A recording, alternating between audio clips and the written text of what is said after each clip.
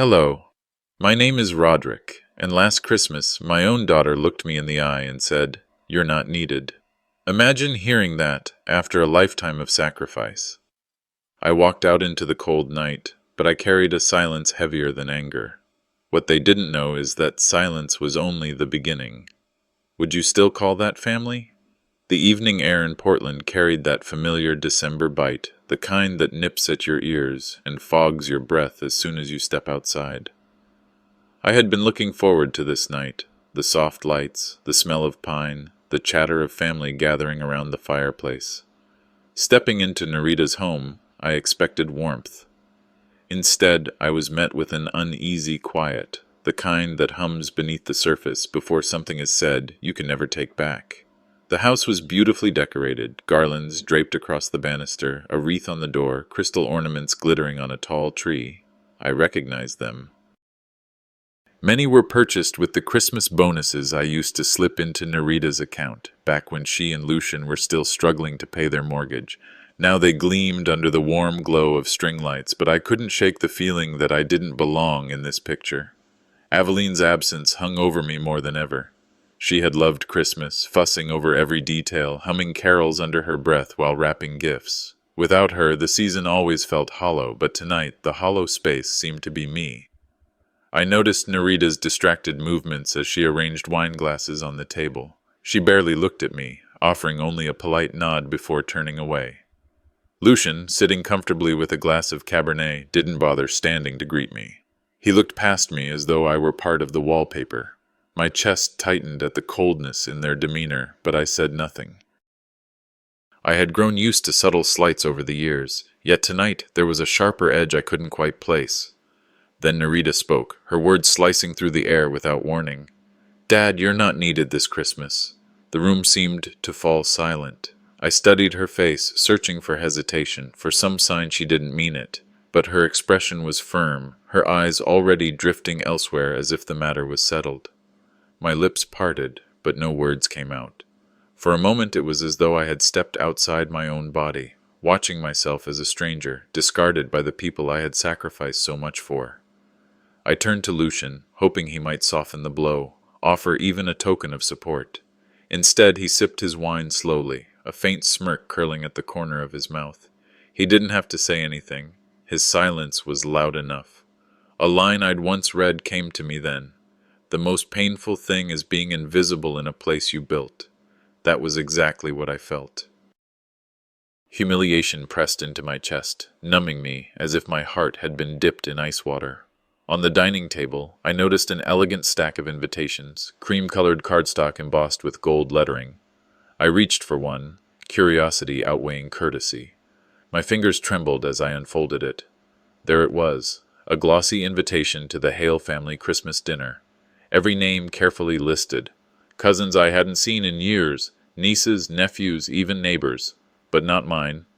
Before I could fully process it, Narita snatched the card from my hands. "It was just a draft," she muttered, her tone sharper than she intended. Lucian chuckled and leaned back in his chair.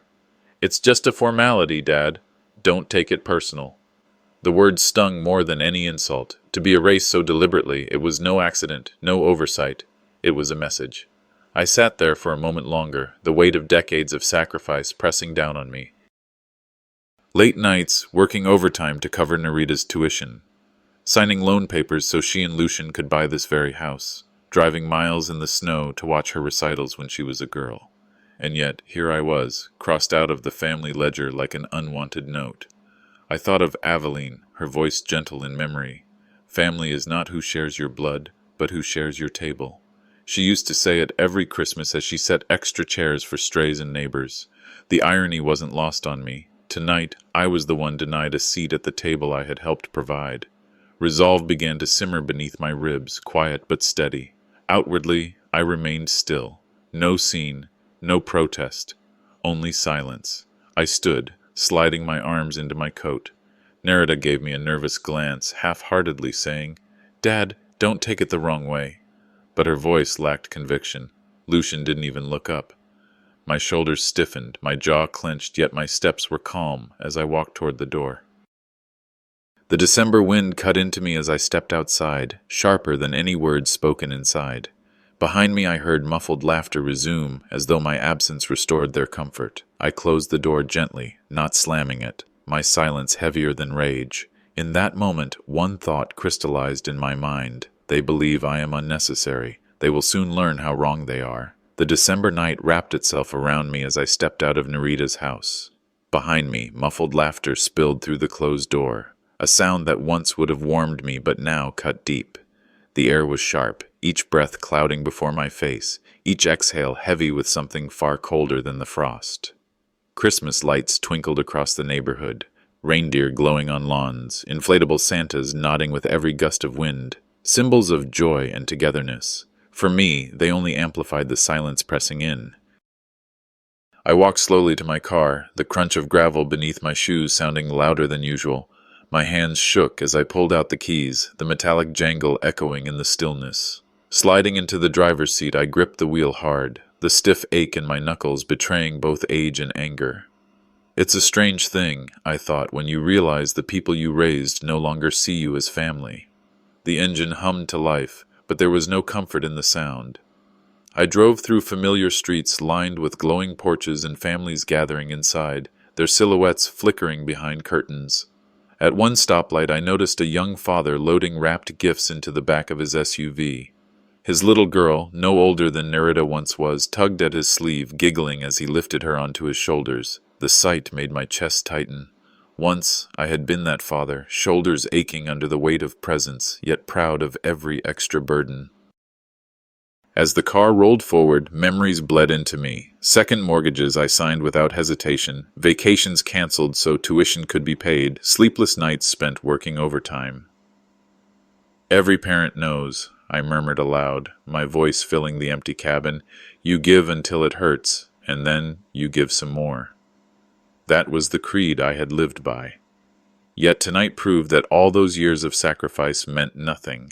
Narita had erased me with a single sentence. When I finally pulled into my driveway, the house that greeted me stood in stark contrast to the warmth I had left behind. My modest home looked older than ever, the porch light dim, the paint peeling.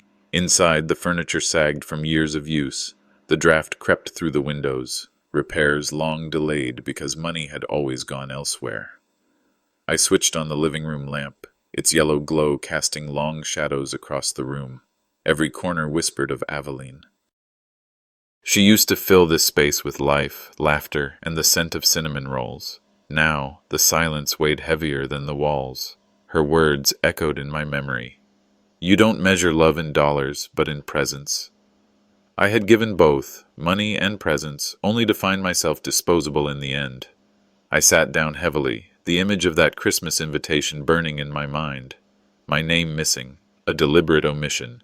Narita's cold phrasing, "You're not needed," replayed in my head like a cruel refrain. The realization was sharp, undeniable. This was not neglect, it was rejection. They didn't just forget me, they had decided to erase me. And in that clarity, humiliation shifted into something steadier, resolve. If I wasn't needed, perhaps my money wasn't either. I stood and wandered toward the window, glancing across the street. Through frosted glass, I caught a glimpse of my neighbors gathering. Their dining table was full, grandparents at the head, children laughing, generations bridging the years with stories and love. It was the same city, the same night, yet two entirely different worlds. Respect was given freely there, while mine had been stripped away. My chest ached, but beneath the sorrow, a quiet sense of injustice stirred. Later, I settled into my dark living room, pulling out a bottle of whiskey I had been saving for special moments. I poured a glass, staring at the amber liquid catching the dim light. But instead of drinking for numbness, I held it in my hand, letting the anger and clarity rise together. Because the truth was, I still held the levers. Mortgage payments, accounts, decisions, they were strings I had always pulled quietly, never demanding recognition. Tonight, though, I saw them differently. They weren't just obligations, they were power. I placed the untouched glass on the table, leaning back in my chair. My jaw set, my breath slow, I thought. They believe I am unnecessary, but they still depend on me more than they realize. The cliffhanger lingered as I switched off the lamp, leaving the room in shadow. The morning came cold and gray, spilling through the blinds of my modest home. The quiet pressed harder than the night before, as though the walls themselves knew what had been said. I shuffled to the kitchen, set the old coffee maker sputtering, and laid one plate on the table. The sound of the machine groaning filled the silence, an unwelcome reminder of how empty mornings had become since Aveline passed. Narita's words from last night, "You're not needed," echoed like a verdict handed down, final and cruel. I sat in the stillness, realizing this house, drafty and worn, was no longer a sacrifice I endured for their sake. It was now a refuge from betrayal. The phone rang, its jarring sound slicing through my reflection. I hesitated, but habit got the better of me. Narita's voice came through, cheerful, as though the night before had been erased. She asked if I could cover Leora's private school tuition, plus a little extra for the holiday expenses. Her tone was casual, entitled, like it was a given. My grip on the receiver tightened. Rage rose hot in my chest, yet I kept my voice even, offering only short replies. She went on, breezy, oblivious to the wound she had carved. "It's not what you say," I thought, "it's what you allow," and I had allowed too much for too long. To her, I wasn't a father, I was a wallet. After the call, I sat back, and the floodgates of memory opened. Decades of sacrifice came rushing in. I had worked second jobs, hauling lumber in the rain, pouring concrete until my back screamed. I skipped doctor visits to save co-pays, patched my boots with duct tape instead of buying new ones, and signed over the house a second time just so Narita could finish college. Each scar on my hands had been etched in for her future. And yet all of it led to last night's words. The irony stung sharp. The very sacrifices that built her life became the reasons she dismissed mine. Needing air, I opened a drawer in the hallway, searching for an old envelope, and instead found a photo frame I hadn't touched in years. It was Aveline, standing beside me one Christmas, her smile radiant, a wreath hanging behind us. I turned it over, and there it was, her handwriting on a folded note taped to the back. The ink had faded, but the words cut deeper than anything Narita had said. "Don't let them break you." My chest tightened. Aveline had been gone for years, but in that moment her presence was as strong as if she were in the room. That note wasn't just paper, it was a silent witness, a reminder of who I was before exhaustion and sacrifice bent me. I carried the photo back to the kitchen, set it beside my half-empty coffee cup, and stared at it as the steam vanished into cold air. Maybe the mistake had been believing sacrifice guaranteed respect. Love given without condition had turned into expectation, then entitlement. My eyes shifted to the stack of bills piled on the counter, utilities, mortgage, accounts I still paid for them. Invisible as I was to them as a father, the truth was undeniable. I was still the one holding the strings. I lifted the photo one more time, the edges worn from years untouched. "They think I'm only a wallet," I whispered. "Perhaps it's time I close it." I pressed Aveline's note onto the refrigerator door with a magnet, where it glared back at me like a vow. The seed of revenge was planted, not in rage, but in quiet calculation. The days after Narita's shameless phone call slipped by in a hollow silence. No follow-up, no gratitude, no check-in. Just the empty space where her need had been when she thought money was still flowing. I began to notice how quickly the calls came when tuition or bills were due, and how quickly they vanished once the funds were secured. Now, with no money handed over, her absence was deafening. "Respect ends where entitlement begins," I muttered while sorting through my own small stack of bills, envelopes with my name alone. The mailbox outside rattled in the winter wind, empty, like the promises I had once believed in. My anger was there, but I kept it caged, choosing not to rage but to prepare. One evening, I sat at my desk and pulled down an old file box. Mortgage records, tuition receipts, bank transfers, loan agreements, all of it came spilling into my hands. Each paper told the story of my sacrifices, though to Narita and Lucian, those years had been conveniently forgotten. I began marking the folders one by one in red ink. Evidence. Each label was both a declaration and a wound. "One day," I whispered, "if they claim I never gave, this paper will speak." The weight of each document pressed down heavier than the ink on the page. Sacrifice reduced to numbers, love reduced to transactions. Paper doesn't lie, people do. The American saying echoed through me as I closed another folder with deliberate care. I started keeping a separate ledger, a notebook with stiff pages and a shaky but steady hand recording each payment I had made, each loan I had forgiven, every holiday gift that had been forgotten the moment the wrapping paper was torn away. My handwriting looked worn, but every stroke was fueled with a new strength. This was not bitterness, it was reclamation. They painted me as unnecessary, but the truth lived in these pages. As I wrote, Aveline's words came back to me from the note hidden behind her photo. Don't let them break you. They hadn't, not yet. The real turning point came at the kitchen table, laptop open, accounts displayed on the screen. One by one I stopped the automatic transfers, the mortgage, the school tuition, Lucian's car insurance. Click, confirm, stop. Each keystroke felt like a thread snapping, a bond I had tied too tightly now coming loose. With every confirmation notice, a sense of power stirred in me. Not prideful power, but the kind that comes from no longer allowing yourself to be used. They said I wasn't needed, I whispered. Let's see if that's true. My jaw was tight, my movements clipped, as though every action was a clean cut with a blade. Later that night I allowed myself to picture what would come. Nerita at a checkout line, a clerk whispering that her card had been declined. Lucian fumbling for excuses when the bank called about the unpaid insurance. It wasn't gloating, but truth settling like snow on the ground, cold, inevitable. When you lean too hard on someone, I thought, and they move, you fall.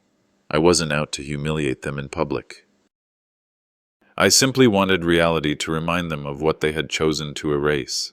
My dignity mattered more than their comfort, and for the first time in years I felt the scales tip slightly back in my favor.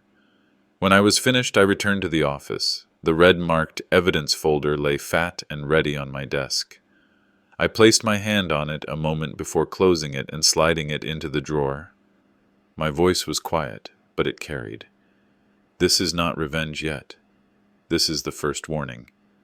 The storm was only beginning, and I knew it. It only took a few days after I cut the financial strings for the ripples to show. The first sign came as a sterile email from the bank, confirming that all automatic transfers had been halted. Nothing dramatic, no flashing alarms, just a line of text that meant the lifeline was gone. I sat at my kitchen table staring at the screen, a quiet calm sitting heavy in my chest. Outwardly, I felt composed. Inwardly, I wondered how long it would take before Nerida noticed. Money is like oxygen. People don't notice until it's gone. That question found its answer on a frosty December morning. A tow truck pulled up to Lucian's driveway across town, its diesel rumble waking the neighbors. Papers were handed over, signatures confirmed, and his prized black SUV, the same one he had bragged about at Thanksgiving, was hooked and hauled away. Lucian shouted at the driver, his arms flailing, his face red with fury. Nerita stood on the porch, cheeks pale, her arms crossed, eyes darting as curious neighbors peeked from behind curtains. The scene was as humiliating as it was predictable. I didn't need to be there. The news traveled fast. Thalassa Moore mentioned it casually while chatting over the fence. Saw a tow truck at your daughter's place this morning. Funny how fast things change. I only nodded. Justice, I thought, doesn't always come from a courtroom. Sometimes it arrives on four wheels. That evening the phone rang. Nerita's voice was tight, rushed, cracking under a pressure she could no longer hide. Dad, please. Just cover this until after Christmas. It's just a small setback. Her words tumbled fast, her tone desperate, rehearsed. I let the silence stretch. Every pause became heavier than any word I could have spoken. After a long breath, I pressed end. She called again and again. Voicemails filled my inbox, pleading, bargaining, then threatening. I didn't answer. My refusal wasn't loud, but it was absolute. Sometimes silence is the sharpest blade. The whispers began spreading through their suburban circle. At church, neighbors murmured about Lucian's car being repossessed. In the grocery line, Thalassa glanced at me with a wry smile and said, Funny how the mighty fall when the ground shifts. Nerita tried to mask the collapse with excuses, but excuses don't pay bills, and reputations unravel faster than bank accounts. I kept to myself, carrying groceries in silence, offering nothing but polite nods. I didn't need to feed the rumor mill. They were doing it themselves. Quiet vindication sat beside sadness in me, because every whispered word was a confirmation of how far my daughter had fallen from the values I once taught her. Still, the father in me ached. There were moments when I held the phone, tempted to call back, to comfort her as I always had. But then Aveline's words came back, steady as scripture. Mercy is not weakness, but it must be earned. I poured a glass of whiskey and left it untouched on the table, staring at the amber liquid as though it might answer me. Mercy without change was just enabling, and I refused to play that role any longer. My silence was not cruelty, it was survival. The last voicemail Narita left that night was different. The sweetness was gone. Her voice was sharp, filled with venom. If you won't help, you'll regret it. I set the phone down slowly, her threat hanging in the air like smoke. They still don't understand, I thought, my jaw tightening. Silence is not surrender, it's preparation. It began quietly, the way most storms do. At first I noticed small changes. Neighbors who once waved now kept their greetings short. Conversations that used to drift easily now ended quickly, as if people had somewhere else to be. At the grocery store, an old friend who once shared fishing stories with me turned his cart sharply down another aisle, avoiding my eyes. I didn't need anyone to spell it out. Lucian's hand was in this. A lie can travel halfway around the world while the truth is still putting on its shoes. And Lucian had always been a fast talker. Sunday came, and with it the familiar ritual of church. The sanctuary smelled of pine and candle wax, the choir humming softly before service. Yet something was off. I felt the weight of sidelong glances, whispers carrying just low enough to stay deniable. During coffee hour, Thalassa Moore, whose words carried weight in our neighborhood, leaned close with a raised brow. "Strange you weren't with family for Christmas prep." She said it softly, but the sting was sharp. My throat tightened. Across the room I spotted Lucian, smiling, animated, shaking hands like a politician. He spun his tale with ease, Narita by his side, her silence granting him permission. Later the pieces came together through casual remarks. Lucian was telling people I had abandoned my family out of selfishness, that I had money but refused to help, leaving him to step up as the provider. He painted himself as the noble son-in-law cleaning up the mess of an absent father. The falsehood spread faster than any defense I could mount. They don't just want my money, I thought. They want my reputation too. And that cut deeper than the financial drain ever had. But I did not lash out. Instead, I chose restraint. Public arguments would only make me look bitter, exactly as Lucian wanted. I went home, opened my desk and pulled out the evidence folder once more. Into it I slipped fresh notes, not just receipts and transfers this time, but accounts of slander, names of those who repeated the lies, the contexts, the words. If Lucian wanted to craft a story, I would keep the records. A truth delayed, I reminded myself, is not a truth denied. Each note I filed felt like a quiet anchor, steadying me against the storm. That night, I sat alone in the living room, the faint tick of the old wall clock filling the silence. My thoughts turned to Aveline again. I could almost hear her voice. Reputation is what others think, but character is who you are.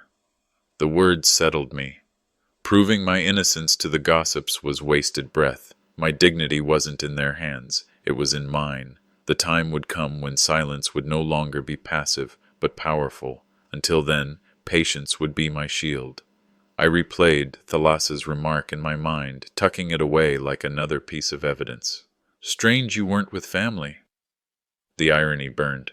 They thought lies could bury me, but they forgot something critical. I had built the very foundation they were standing on. This was not the end of their campaign, it was only the beginning, and I was ready. The days following the smear campaign carried a strange kind of quiet. No phone calls, no knocks at the door, only the faint hum of rumor traveling through the neighborhood. The December air was sharp, skies heavy and gray, as though even the weather held its breath. I stood on my porch one evening, listening to the brittle silence. There was no peace in it, only a tension that coiled tight in my chest. Sometimes silence means peace. Other times, it's the drum before war. That drumbeat arrived in the form of headlights sweeping across my driveway. A car pulled in fast, gravel crunching under the tires. Lucian stepped out first, his movements stiff, his jaw set like stone. Nerita followed, arms folded across her chest, eyes sharp with practiced contempt. They didn't ask to come inside. Instead, they positioned themselves on my porch, the cold December wind cutting between us. From the corners of my eye, I noticed curtains shifting in neighboring windows. This wasn't a visit. It was an ambush, staged for spectacle. Lucian struck first. His voice carried louder than necessary, designed to reach ears beyond the porch. He accused me of abandoning them, of being selfish, of letting his family suffer because I refused to uphold my duties. He called me irresponsible, unfit to be part of the family's legacy. Every word dripped with manipulation, crafted to rewrite the story in front of witnesses. He blamed me for the car repossession, for the unpaid bills, even for his humiliation. I listened, jaw tight, heart pounding, but I refused to give him the shouting match he wanted. I only answered in clipped, steady phrases. A lie spoken loud, I thought, doesn't make it true. Then Nerita stepped forward. Her voice cracked not with emotion, but with rehearsed demand. She insisted I restore the payments for the sake of the family. And then, like a blade slipping between ribs, she invoked Aveline's name, suggesting my late wife would be ashamed of my refusal. For a moment her words cut deep, sharp enough to draw blood, but pain can forge iron. I steadied myself, and with a voice low but firm enough for the neighbors to hear, I answered, "Don't twist her memory to excuse your greed." The words hung heavy in the air. A hush fell, as though even the street itself had gone still. Their plan was naked now, to humiliate me publicly, to paint me as a heartless man until I broke beneath the weight of their theater. But I had already chosen silence as my weapon. I didn't give them more words to twist. Instead, I walked to the porch gate, closed it with deliberate calm, and told them flatly to leave. Lucian's face flushed with rage, his body coiled to fight. My stillness only sharpened the contrast, rage against calm, lies against silence. To the neighbors peering out from behind their curtains, the truth had spoken louder without a single outburst. As they turned to go, Nerita shouted from the walkway, "If you won't help, we'll make sure everyone knows what kind of father you really are." Her voice rang through the cold night, shrill, desperate, but I did not flinch. I stood on the porch, steady, unmoved. Inside, I whispered to myself, "They've declared war." They don't know. I've been preparing for it. The invitation arrived with a tone so smooth it was almost suspicious. Nerita called me herself, her words carefully chosen. "For the sake of appearances, Dad, why don't you join us for dinner?" I accepted, though not with hope, more with the quiet readiness of a soldier walking onto a battlefield. When I arrived, the house glowed with holiday lights, the scent of cinnamon drifting through the air. Relatives filled the living room, voices cheerful but rehearsed, eyes darting toward me with a weight that betrayed unease. The table was set beautifully, but beneath the silverware and centerpieces I felt the tension pulsing. Sometimes the battlefield wears the mask of a dining table. Dinner began smoothly enough, conversations floating on weather, work, and children. But midway through, Lucian rose with his glass. His smile was too wide, his tone too sharp. "To family who actually stands together." The words hit like a slap, and murmurs rippled across the table. Nerita followed, lacing her remarks with poison, suggesting abandonment, painting me as a father who turned his back. A few relatives nodded, some avoided my eyes. It was clear now. This was no dinner. It was a tribunal, designed to corner me into shame. I felt the betrayal sting deep, but my outward calm did not falter. When Lucian pressed harder, I reached into my coat pocket. Slowly, deliberately, I placed the thick folder I had been building for weeks onto the table. The shuffle of papers drew eyes, and then I began laying them out. Receipts, mortgage checks, tuition payments, transfers.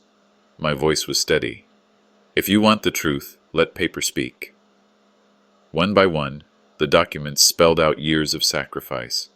The room hushed. Relatives leaned forward, reading, faces paling. Some shifted uncomfortably, guilt tugging at them. Lucian's face reddened, his jaw tight. Narita's hands trembled as her words faltered, fury breaking through her mask. Vindication was bitter, but it was mine. The calm cracked quickly. Narita's voice rose to a scream. "You think this makes you a father? You're nothing to me."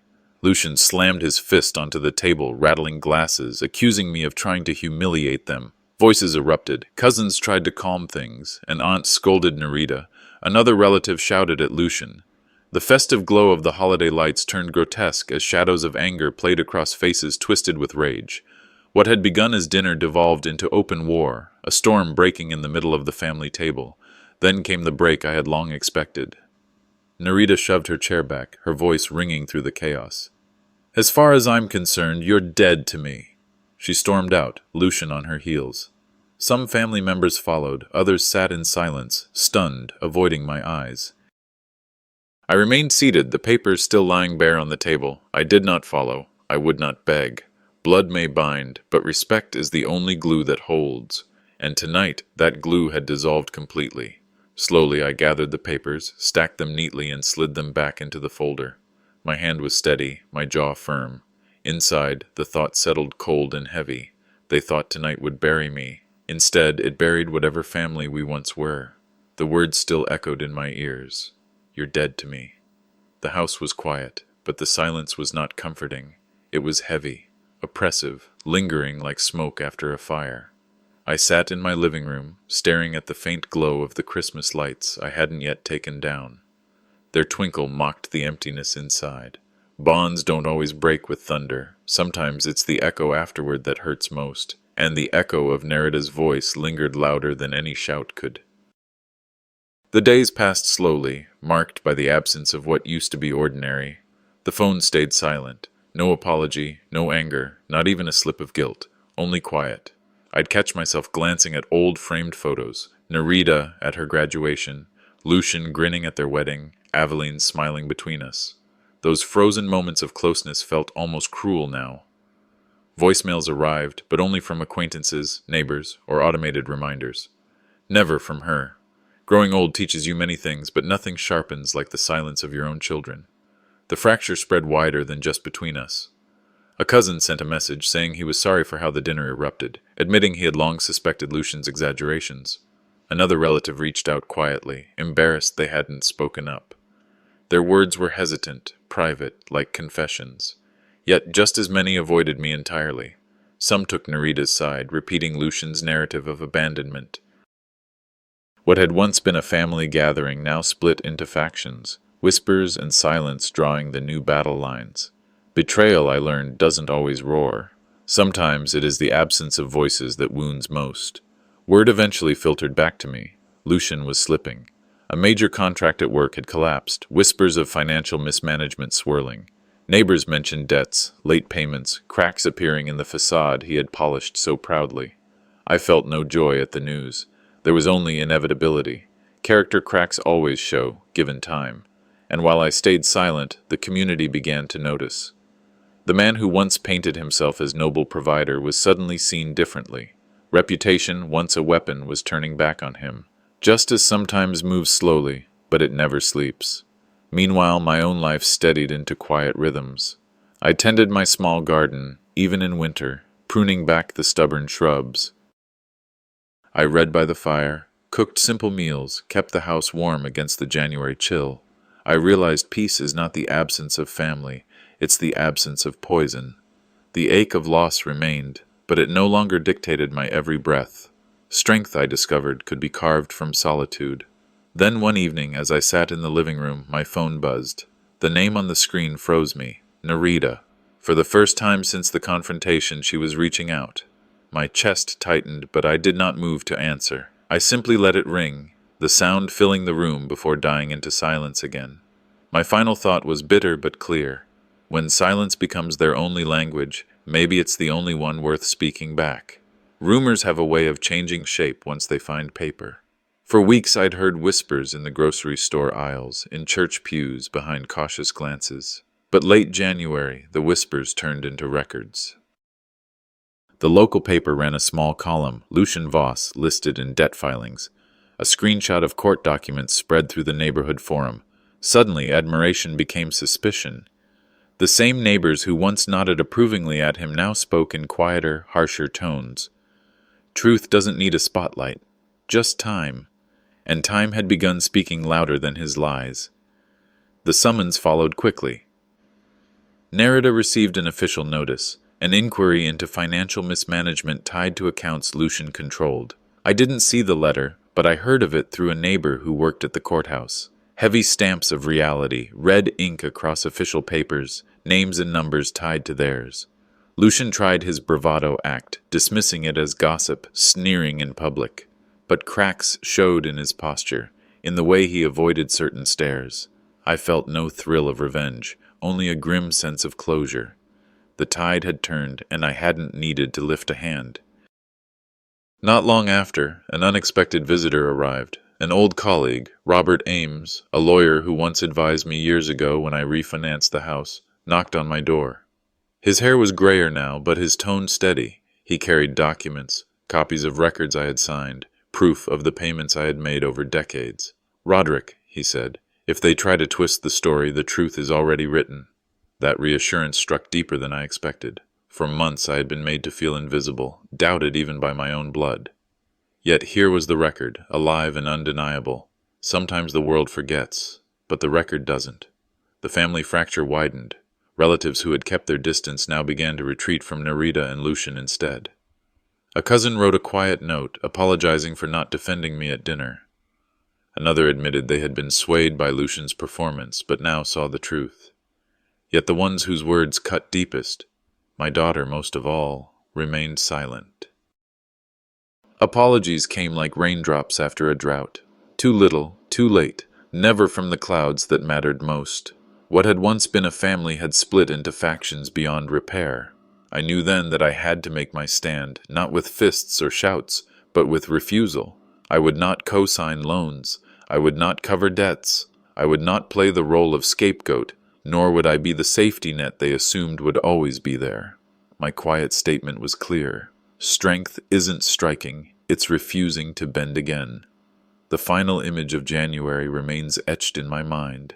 Lucian and Nerida walking up the courthouse steps, cameras flashing, their confident masks cracking beneath the weight of exposure.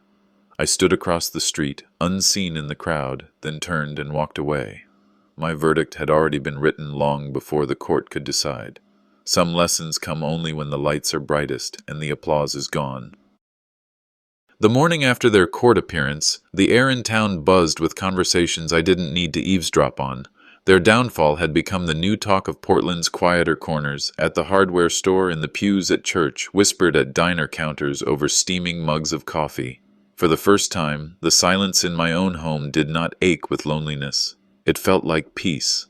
On the counter sat a stack of unopened Christmas cards, long past their date, gathering dust. They had become symbols of a season that had passed without me, reminders of a family I no longer tried to claim.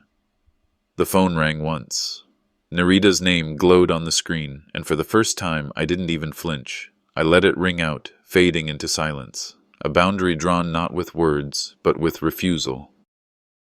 Extended family members circled in their own ways. Some avoided me, unable to face the shame of their silence at that dinner. Others muttered half-hearted apologies, the kind offered not out of remorse, but fear of guilt by association. I learned to weigh apologies as I weighed nails at the workbench. Apologies built on fear aren't worth hearing. Blood alone could no longer justify endless betrayal. I walked through familiar streets that February morning, hands in my coat pockets, breath rising in pale clouds. Men I had worked alongside decades ago nodded at me differently now.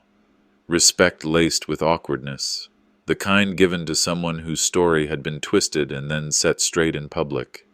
I passed buildings I had helped fund with sweat and sacrifice, warehouses, schools, even a community center wall that still bore a plaque with my name. The irony wasn't lost on me. Legacy isn't what they take from you, it's what you leave behind. And mine stood in brick and mortar, not in the shifting tongues of family dinners. The choice came to me not as anger but as clarity. There would be no reconciliation, not now, not in some future plea of regret. What they had burned could not be rebuilt. Sitting at my desk, I shredded the last of the old financial documents, Loans co-signed, insurance policies once tied to their names. The sound was steady, final, like tearing through the cord that bound me to a weight I had carried too long. My decision wasn't revenge, it was survival. There's no rebuilding what they burned. In the days that followed, solitude began to transform. I tilled the small garden patch behind the house, mended a broken step on the porch, and returned to church without fear of glances. Each routine became a declaration that I was no longer living in the shadow of their betrayal, but in the light of my own choosing. Sometimes peace isn't given, it's claimed. And in claiming it, I found myself again, not as Narita's father, not as Lucian's scapegoat, but as Roderick Hale, a man still standing. One evening as I sorted through the mail, a plain white envelope caught my eye. Its return address bore a name I hadn't expected, one tied either to an old friend long absent or to the legal thread still dangling from Narita's storm. I held it in my hand without opening it, feeling its weight press into me as though it carried more than paper. It carried fate. They thought the court had closed the book, but sometimes endings write themselves twice. The letter sat on my table all night, heavy as a stone. By morning, I finally tore it open. The words inside cut sharper than any knife. Narita and Lucian had filed a desperate claim, attempting to pin their collapsing finances on me, arguing I had abandoned family obligations and left them destitute. Even at the end, they thought survival meant my ruin. I sat in silence, the paper trembling slightly in my hand, not from fear, but from the grim anticipation of what came next. When the day of the hearing arrived, the courthouse was thick with winter chill, the sky a dull February gray. Inside, Lucian strutted with smug bravado, Narita by his side, her expression carved from ice. Their lawyer painted me as selfish, a man who had turned his back on his daughter, letting her family collapse. The words stung, but I did not flinch. I let their performance stretch, each accusation tightening the rope they'd wrapped around themselves. I remembered a line Aveline once quoted, "Give a liar enough rope and they'll hang themselves." Then came the turn. My ally, an old colleague, now a lawyer, rose with a folder thick as a brick. He laid out receipts spanning decades, mortgage payments, tuition checks, hospital bills, even small details like car repairs I'd covered without question. Each document dismantled their story, one by one. A side-by-side comparison revealed the truth. While I had given consistently, Narita and Lucian had siphoned money for their own luxuries. The courtroom fell silent but for the shuffle of papers. Murmurs rippled through the benches as smugness drained from their faces, replaced by the pale panic of exposure. The judge's ruling was swift. Their claim was not only baseless, it bordered on fraud. An investigation would follow. Lucian's jaw tightened. Narita's eyes flickered with fury and shame. When they left the courtroom, whispers followed them like shadows, the same whispers they once directed at me. I didn't gloat. I didn't need to. Justice had spoken, not through anger, but through undeniable fact. Walking out, I stood straighter than I had in months. The winter sun was faint, but it was enough. Neighbors, relatives, even strangers glanced at me differently now. With respect, some with regret, but none with doubt. Behind me, Narita and Lucian hurried away, faces flushed, avoiding eyes they could no longer manipulate. The reversal was complete. Back home I sat in my quiet living room, light cutting through the blinds onto the worn floorboards. For the first time, silence didn't sting, it soothed. I brewed coffee, tended to my small garden, pressing seeds into cold soil. Life would bloom again, in its own time. I whispered to myself, I didn't win because I shouted louder. I won because I stood longer. Strength wasn't in clinging to people who chose greed, it was in knowing when to let go.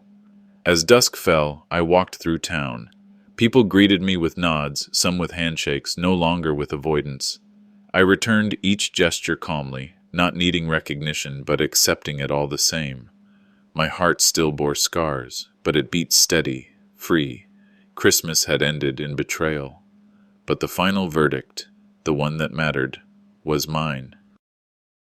When Christmas came, I expected warmth and family, but instead my own daughter told me I wasn't needed. That painful moment sparked a chain of events that would tear open years of sacrifice and silence. This family drama story dives deep into betrayal, pride, and the quiet strength of a father who chose dignity over being used. Viewers over 60 will especially connect with the raw emotions, the cultural truths, and the powerful lesson hidden in this heartbreaking holiday confrontation. If you've ever felt invisible in your own family, this story will strike a chord and keep you watching until the end.